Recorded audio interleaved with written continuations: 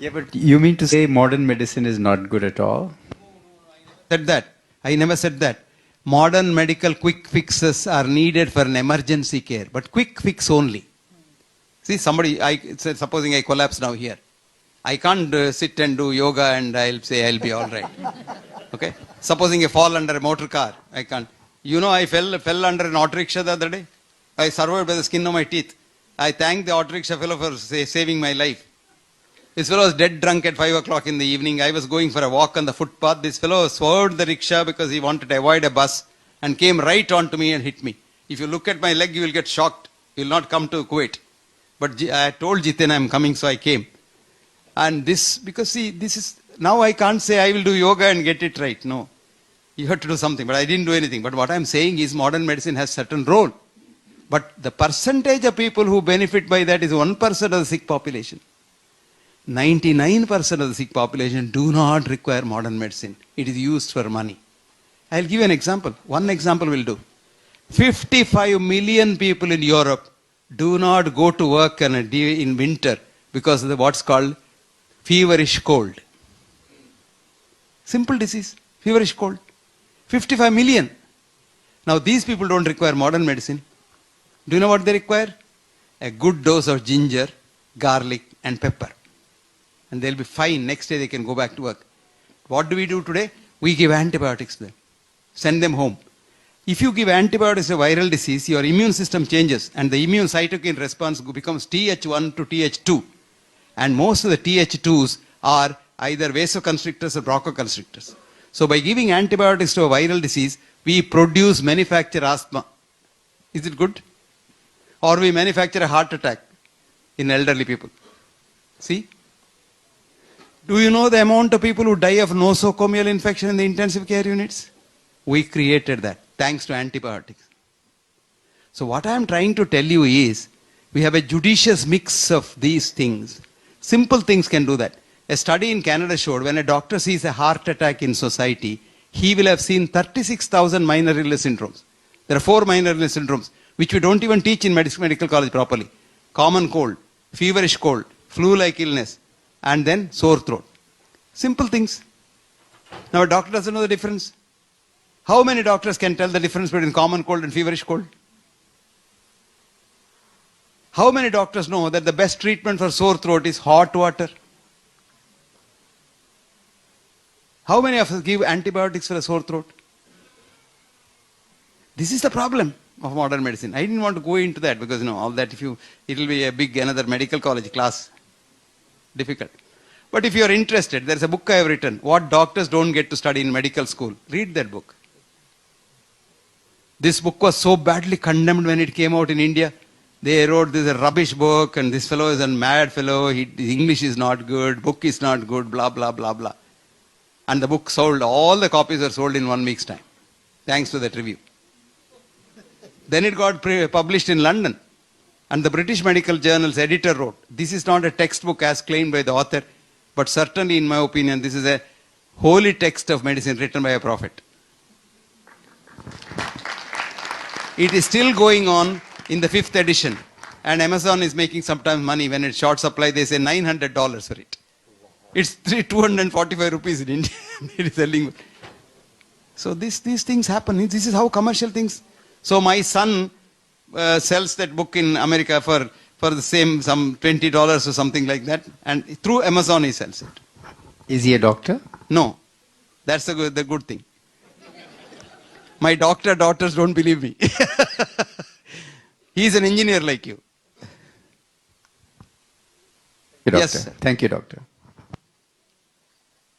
Doctor, here. Dr. Hegde, thank you very much for your enlightening speech. I would like to ask you about. I'd like to ask you about antidepressants for a long time and their benefits, if any. And I know that you are. What a beautiful question. What a beautiful question. Yes. You couldn't have asked a better question. This is $1 million question. Thank you. Let me tell you something. When the mind is not in the brain, how can you treat depression with chemicals? Do you know what happens when you treat depression with chemicals? You become demented. And that's called Alzheimer's disease. One professor of neurology, psychiatry, in New York, this girl wrote a book. Her name is Grace Elizabeth Jackson. What's her name? Write down. Grace Elizabeth Jackson. And the book says, Dementia, a drug-induced crime on mankind. Dementia, a drug-induced crime on mankind. Okay? And this book is selling like hotcakes and she has made millions. But she has been dismissed as a professor of psychiatry in the New York University because of writing that book. Please read Grace Elizabeth Jackson's book and it will tell you it's a very nice book. It goes into the chemistry of it. I mean, when the mind is not there, the best treatment for depression is social support, behavioral therapy, group therapy. Patients come out of it. You know what happens when you take drugs for depression on a long-term basis? The patient commits suicide. One of the side effects of antidepressant drugs is it stimulates the brain to commit suicide. Now most of the crimes, even homicides, are due to taking antidepressant drugs. I won't go further into it. One example is Germanwings plane was taken down by the co-pilot because he was on a heavy dose of antidepressants. I mean, go on and on and on, but that's a beautiful question. As a matter of fact, there is no scientific basis for treating mental illnesses with chemical drugs. For mental illnesses, only psychotherapy. For a mind which is not at ease, another mind at ease must set it in ease. Not a chemical molecule. Yes, sir. Doctor, most of the people now suffer from the diabetic.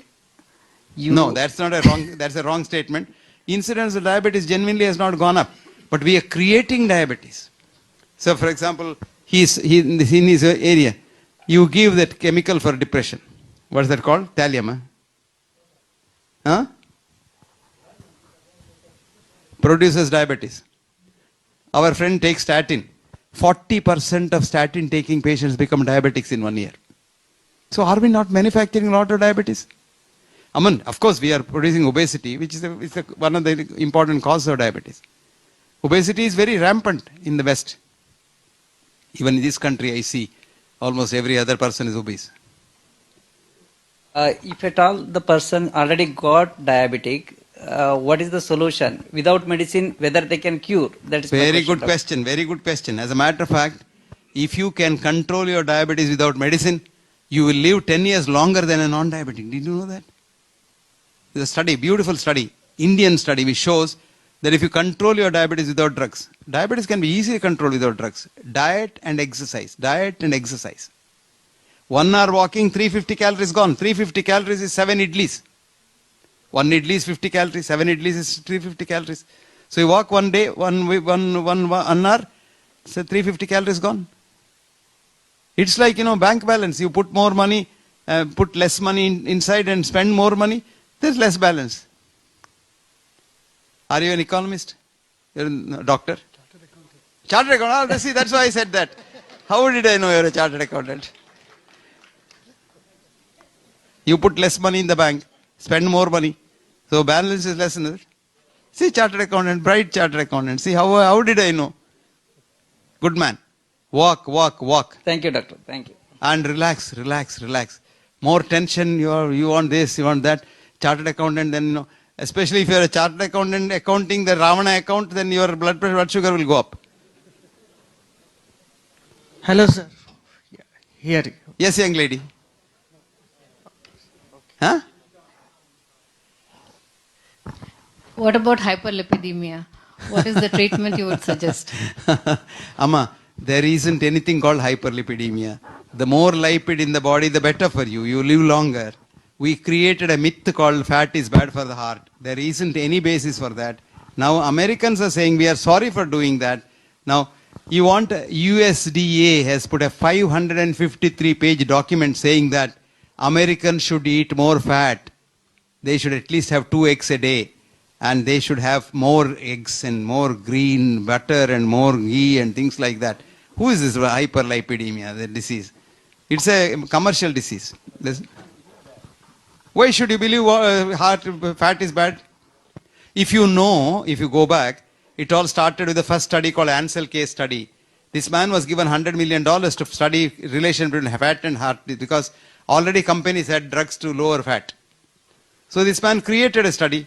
He studied 22 countries and found there is no relationship at all. He can't write a no relationship having taken so much money. So he made a paper by eliminating country by country by country without telling any people how many countries he studied. He studied 22 countries, presented 6 countries and had some sort of a relationship. But there was this professor called John Yudkin in London in the 50s who had found out fat is very good for health and what was bad was sugar. So he wrote a book for you. You read that. You're an engineer, no? It's called Pure, White and Deadly. Have you seen that book? Pure, White and Deadly, John Yudkin. Now they demonized that man. They dismissed him, a professor of nutrition at London University. They removed his degree and they put him out of the GMC. And the poor fellow had to teach music to survive. And he has died. Now they say, oh yes, sugar lobby did this.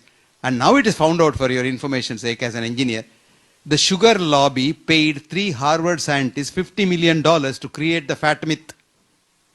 But luckily all those 3 are dead now, so they can't be prosecuted. You understand now? Now why do you believe that? So don't believe anything. Go into it. Don't you believe anything? Don't believe what I say. Find out for yourself. Don't believe what I say about bypass surgery. Go and find out yourself. Then you know.